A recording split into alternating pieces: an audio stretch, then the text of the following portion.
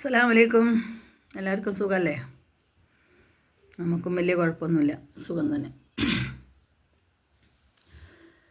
അപ്പോൾ ഇന്നലെ കുറച്ച് ദിവസങ്ങളായിട്ടൊരു വീഡിയോസ് ഇങ്ങനെ വരുന്നുണ്ട്. അതിലിങ്ങനെ അഭിപ്രായങ്ങൾ എല്ലാവരും പറയുന്നുണ്ട്. മറ്റാരുമല്ല, നമ്മളെ മഞ്ജു പിള്ളയുടെ മോളെക്കുറിച്ചാണ്. അപ്പോൾ എനിക്കതിലൊരു അഭിപ്രായം പറയാനുള്ളത് എന്താണെന്ന് വെച്ചെങ്കിൽ, എല്ലാവരും അടുത്തത് പറയുന്നുണ്ട്. നമ്മുടെ നാട്ടിൽ കുറച്ച് വർഷങ്ങൾക്ക് മുമ്പേ ഒരു ചുംബന സമരം നടന്നിരുന്നു. ചുംബന സമരം. അന്നത്തെ കാലത്തിൽ അതിനൊരു ഡ്രസ്സ് ഉണ്ടായിരുന്നു. ഒരു തണ്ണിമത്തൻ അല്ലെങ്കിൽ വത്തക്ക അത് വാങ്ങിയിട്ട് അതിൻ്റെ അകത്തുള്ളതൊക്കെ ചുരണ്ടി എടുത്തിട്ട് അത് ഒട്ടിച്ച് വെച്ചിട്ടുള്ള ഒരു ചുംബന സമരത്തിനൊക്കെ പോയിരുന്ന ആ ഒരു സംഭവം അതിനോടനുബന്ധിച്ചിട്ടാണ് കേട്ടോ ഞാൻ ഇതും പറയണത്. അതായത് ചുംബന സമരത്തിനോടനുബന്ധിച്ചിട്ടാണ് ഞാൻ ഇങ്ങനൊരു കാര്യം പറയണത്. വത്തക്ക ഒട്ടിച്ചിട്ട് നടന്ന കാര്യം. ചുംബന സമരത്തിന് വേണ്ടി എല്ലാവരും അങ്ങനെ പോയി എന്നല്ല ഞാൻ പറയുന്നത്. പക്ഷെ അങ്ങനെ ഒരു സംഭവം കൂടി അതിന് ശേഷം നടന്നിരുന്നു എന്നുള്ളതാണ് പറയണത്. അപ്പോൾ ഞാനിപ്പോൾ ഇങ്ങനെയുള്ള ഡ്രസ്സ് ഇട്ടിട്ട് വന്നിരിക്കുന്നുണ്ട്. കാരണം ഇങ്ങനെ ചുറ്റിക്കെട്ടി തൊപ്പിയൊക്കെ വെച്ച് ഇതുമാതിരി ചുറ്റിക്കെട്ടി ഇങ്ങനെ വെച്ച് ഞാൻ വന്നിരിക്കുന്നതിൻ്റെ കാരണം എന്താണെന്ന് വെച്ചാൽ, എൻ്റെ ശരീരം കൈയാണെങ്കിൽ ഇത് അങ്ങനെ കാണുള്ളൂ. കാരണം ഇവിടുന്ന് അങ്ങോട്ടൊക്കെ ഞാൻ ലെഗിൻസ് ഇട്ട് മറിച്ചിട്ടുണ്ട്. ഇത്ര മാത്രമേ കാണുള്ളൂ. അപ്പോൾ മുഖം ഇത്രയും കാണും, ബാക്കിയുള്ളതൊന്നും ഇങ്ങനെ കാണൂല. അപ്പോൾ അതെൻ്റെ ഒരു ഇതാണ്. കാരണം എൻ്റെ മനസ്സാണത്. എനിക്കിങ്ങനെ കാണിക്കാൻ പാടുള്ളൂ എന്നുള്ളത് എൻ്റെ തീരുമാനമാണ്. ഇതേമാതിരി എൻ്റെ പ്രായമുള്ള ആൾക്കാർ തലയിൽ ഷാളില്ലാതെ, തൊപ്പിയില്ലാതെ, ഫുൾ കൈ മറയ്ക്കാതെ, ഹാഫ് കൈയിട്ടിട്ട്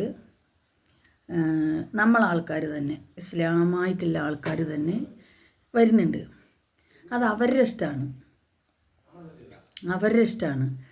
ഇന്നത്തെ ഇതിൽ ഓരോരോ മറ്റേ ഫാഷൻ്റെ ഡ്രസ്സ്, ഫാഷൻ ഡിസൈനിങ് ഇത് കാണിക്കുന്ന കുട്ടികളുണ്ടല്ലോ, ചെറുപ്പക്കാർ കുട്ടികളായിരിക്കും.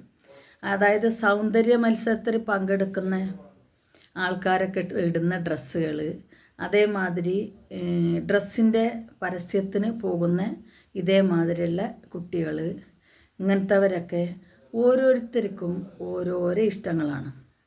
ഇന്നത്തെ കാലത്ത് നമുക്കെല്ലാവർക്കും അറിയുന്നതാണ്, ഒരു മക്കൾ ഒരു പരിധി വിട്ട് കഴിഞ്ഞാൽ ഒരു പക്ഷേ മാതാപിതാക്കൾ പറയുന്നതും കൂടെ ആ മക്കൾ കേൾക്കില്ല. അവരുടെ ഇഷ്ടത്തിന് അവർ പോവും. പിന്നെ ഒരു കാര്യമുള്ളത്, നമ്മുടെ സോഷ്യൽ മീഡിയ നമ്മൾ ഉപയോഗിക്കുന്നത് എന്താണോ അതാണ് നമ്മളെ മുന്നിലേക്ക് വരിക.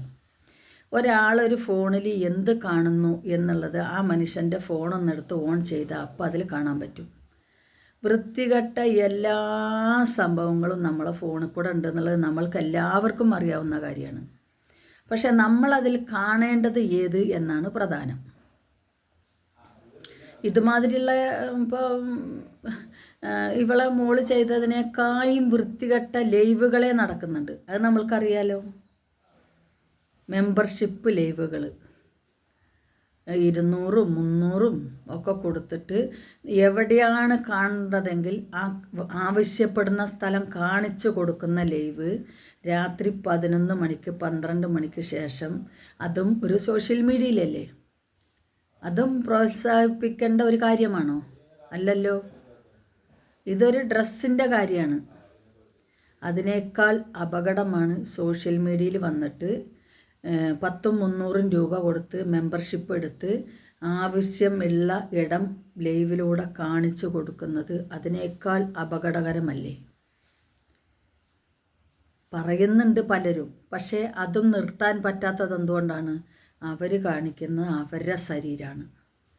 ഇത് നമ്മൾ കാണണ്ട എന്ന് വെച്ചാൽ പ്രശ്നം കഴിഞ്ഞു. പക്ഷെ കാണാതിരിക്കില്ല. എല്ലാവർക്കും അങ്ങനത്തതാണ് ഇഷ്ടം. എന്നോട് തന്നെ എത്രയോ ആൾക്കാർ വന്ന് ചോദിച്ചിട്ടുണ്ട്, എന്തിനാണ് ഇങ്ങനെ ചുറ്റിക്കെട്ടിയിരിക്കുന്നത്? അടിമയാണോ?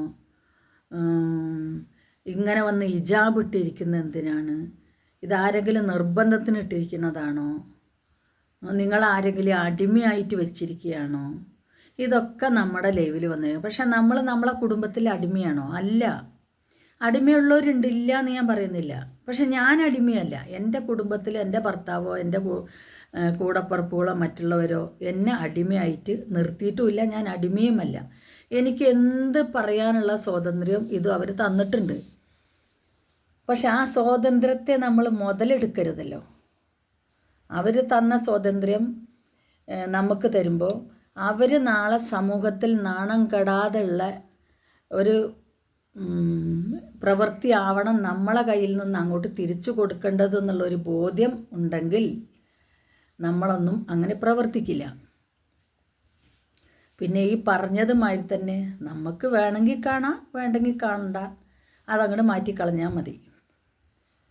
ഇപ്പോൾ നേരത്തെ പറഞ്ഞതിന് പണ്ടുണ്ടായിരുന്ന ഒരു വീഡിയോസ് ഇട്ട് 74 വയസ്സായ ഒരു ഭർത്താവ് കാണുന്ന വീഡിയോസിനെ കുറിച്ച് ഭാര്യ പബ്ലിക്കായി സോഷ്യൽ മീഡിയയിൽ വന്ന് പറഞ്ഞൊരു കാര്യം ഉണ്ടായിരുന്നു. ഇതും സോഷ്യൽ മീഡിയയിൽ വരുന്നത് തന്നെയല്ലേ? ആരെക്കൊണ്ടെങ്കിലും നിർത്താൻ പറ്റുന്നുണ്ടോ?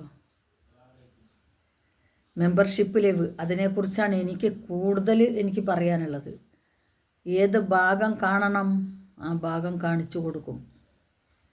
എന്താണ് ആവശ്യം? പൈസയാണ് ആവശ്യം. അപ്പോൾ ഇതൊന്നും നമ്മൾ നിൽക്കുന്നതല്ല. സ്വയം മനസ്സിലാക്കണം. ഞാൻ ഇങ്ങനെ ചെയ്യാൻ പാടുള്ളൂ എന്ന് മക്കൾ സ്വയം മനസ്സിലാക്കാത്തിടത്തോളം കാലം ഇതിങ്ങനെ തന്നെ പോകും. അതിൽ നമ്മളെങ്ങനെ പോകണം എന്ന് നമ്മൾ ചിന്തിക്കുക. അതാണ് എനിക്ക് പറയാനുള്ളത് കേട്ടോ. ഇനി ഞാൻ പറഞ്ഞതിൽ വല്ല തെറ്റുണ്ടെങ്കിൽ ക്ഷമിക്കണേ. കാരണം എന്താ വെച്ചെങ്കിൽ എൻ്റെ ഒരു അറിവ് വെച്ചിട്ടാണ് ഞാൻ പറയുന്നത്, ഞാൻ പ്രവർത്തിക്കുന്ന വെച്ചിട്ടാണ് ഞാൻ പറയുന്നത്. ഓരോരുത്തർക്കും അവരവരുടേതായ അഭിപ്രായങ്ങൾ പറയാനുള്ള സ്വാതന്ത്ര്യം ഉള്ളതുകൊണ്ടാണ് ഞാൻ പറയുന്നത്. അല്ലെങ്കിൽ ഞാൻ പറയില്ല ഇതൊന്നും. കാരണം ആരെങ്കിലും പറയുന്നത് കേട്ടിട്ട് ഞാൻ പറയില്ല. അപ്പോൾ ഞാനിങ്ങനെ കുറേ ഈ വീഡിയോസിനെ കുറിച്ച് കുറേ ആയി ഇങ്ങനെ പറയുന്നു, കേൾക്കുന്നു. അതുകൊണ്ടാണ്. കാരണം ഞാനൊക്കെ ഇങ്ങനത്തെ വീഡിയോസുകളാണ് കാണുക. ഇങ്ങനത്തെ വീഡിയോസുകളെന്ന് വെച്ചാൽ ഈ കുട്ടിയിട്ടക്കണ വീഡിയോസല്ല. ഒരാൾ ചെയ്തിട്ടുണ്ടെങ്കിൽ അതിന് അഭിപ്രായങ്ങൾ മനുഷ്യന്മാർ പറയുമല്ലോ, ആ അഭിപ്രായങ്ങളാണ് ഞാൻ കാണുക. ഇവർ പറയുന്ന എന്താണ് അതിനെപ്പറ്റിയുള്ള അഭിപ്രായം, അവർ പറയുന്ന എന്താണ് അതിനെപ്പറ്റിയുള്ള അഭിപ്രായം, ഇതൊക്കെ ഞാൻ കാണും. അതേമാതിരി ഉസ്താദന്മാർ സോഷ്യൽ മീഡിയയിൽ വന്ന് മറ്റുള്ളവർ പറയുന്നതും പ്രവർത്തിക്കുന്നതിനും അവർ പറയുന്ന ആ വീഡിയോസുകൾ ഞാൻ കാണും. അപ്പോൾ നമ്മളെന്ത് ചെയ്യും? ഏറ്റവും മാന്യമായിട്ട് എങ്ങനെ നമുക്ക് ഈ സോഷ്യൽ മീഡിയ പ്രവർത്തിക്കാൻ പറ്റുമോ ആ വഴി തിരഞ്ഞെടുത്ത് അങ്ങനെ പോകും. പക്ഷെ എല്ലാവരും അങ്ങനെ ആയിക്കൊള്ളുന്നില്ല. കൈയില്ലാത്ത ഡ്രസ്സ്, മറ്റേ ഷോളില്ലാതെ അരക്കൈ ഇട്ടിട്ട്, അതൊക്കെ ഓരോരുത്തരുടെ ഇഷ്ടം. അവരവർ ചിന്തിക്കണം. ഇത് പാടില്ല എന്ന് അവരവർ ചിന്തിച്ചു കഴിഞ്ഞാൽ പ്രശ്നം തീരും. പക്ഷേ അതല്ല, അവരാ ഒരു ജോലിയുമായിട്ടാണ് അവർക്ക് ബന്ധമെങ്കിൽ ആ ജോലിയുമായിട്ട് അവർ പോകും. അത് നമ്മൾ കുറച്ച് എന്താണെങ്കിലും രണ്ട് ഭാഗം ഉണ്ടാകുമല്ലോ. നല്ലത് പറയാനും ചീത്ത പറയാൻ പോയി അവരെപ്പോൾ സപ്പോർട്ട് ചെയ്യാൻ ഇഷ്ടം പോലെ ആൾക്കാരുണ്ടാവും. നമ്മൾ പറയുന്നതിനനുസരിച്ച് നമ്മളെ സപ്പോർട്ട് ചെയ്യാനും കുറച്ച് ആൾക്കാരുണ്ടാവും. കാരണം രണ്ട് വിധത്തിൽ ജീവിക്കുന്ന ആളുകളുള്ളിടത്തോളം കാലം രണ്ട് കൂട്ടർക്കും സപ്പോർട്ട് ഉണ്ടാവുമെന്ന് ഞാൻ പറയുന്നു. അപ്പോൾ ഏതായാലും സമയം ഒരുപാടായി, 8 മിനിറ്റായി. വീഡിയോ ഞാൻ നിർത്തുന്നു. അസ്സലാമു അലൈക്കും. വീണ്ടും കാണാം. എന്തെങ്കിലും ഞാൻ പറഞ്ഞതിൽ ആർക്കെങ്കിലും തെറ്റ് തോന്നിയിട്ടുണ്ടെങ്കിൽ, വേദനിപ്പിച്ചിട്ടുണ്ടെങ്കിൽ സോറി.